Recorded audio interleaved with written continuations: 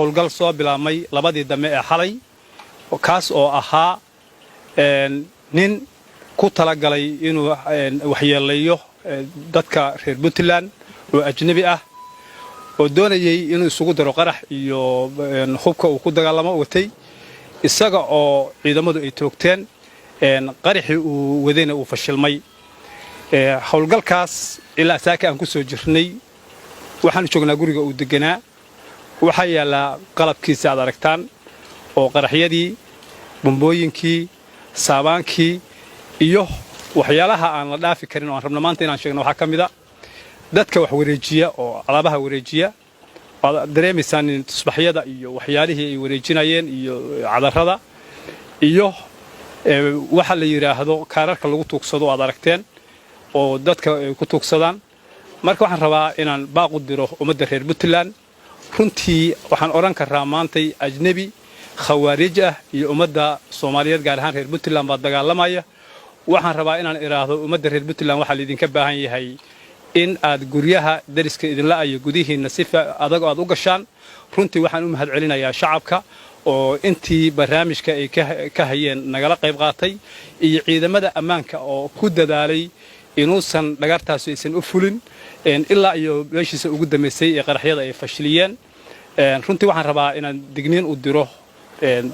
hay'adaha iyo dhammaan dadkani waxay ku yimaadaan ama qaxooti ama waxay ku yimaadaan ganacsi kambaniyada ay u shaqeeyaan dadka ajnabiga ah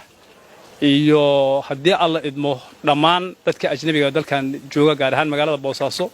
insha Allah waxaan ka qaadi doonaa tallaabo adag qoladii xalay ninku iska qarxiyay kuwana waa ka qabanay oo rag baan ka qabanay maantay qaybna way maqan tahay waan ku raag joognaa midna waa u dhintay waad aragteen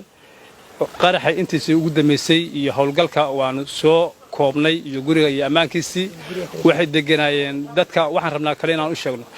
qof kasta oo qof ajnabi ah guri ka kireeyay oo gurigiisa uu degan yahay wala xisaabtamayna wuxuu noqon doonaa wuxuu geysto qofkaas wuxuu geystay inuu soo qayb ka noqdo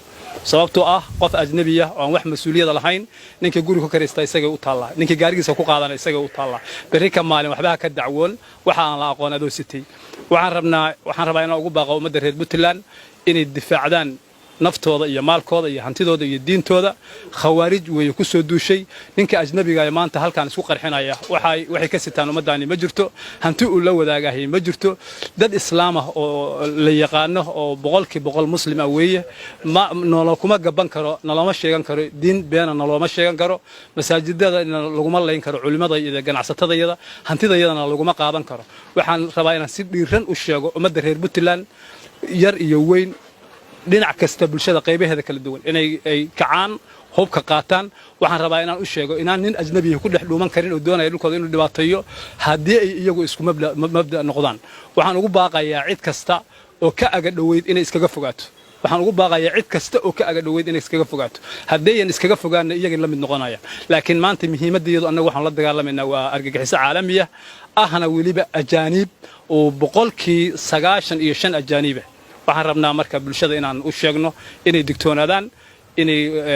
wax walba ay helaan booliska la soo wadaagaan hay'adaha ammaanka meelaha laga xiriiro waa la wada yaqaanaa dhammaan inay la xiriiraan bulshadu boorisanaato ogaadaan in diintooda iyo hantidooda iyo ganacsigooda iyo dadkooda iyo deegaankooda loo soo dhila dhaansaday intaasaan u sheegaynaa inay kacaan ciidamaduna waxay u diyaarsan yihiin inay difaacaan dalkooda iyo dadkooda waxay u diyaarsan yihiin inay u dhintaan haday buur joogan iyo haday banaan joogan iyo haday magaalo jooganba way difaacanayaan dalkooda way difaacanayaan guul baana u rajeenayaa ilaahay idankiis aad iyo aad u mahadsantiin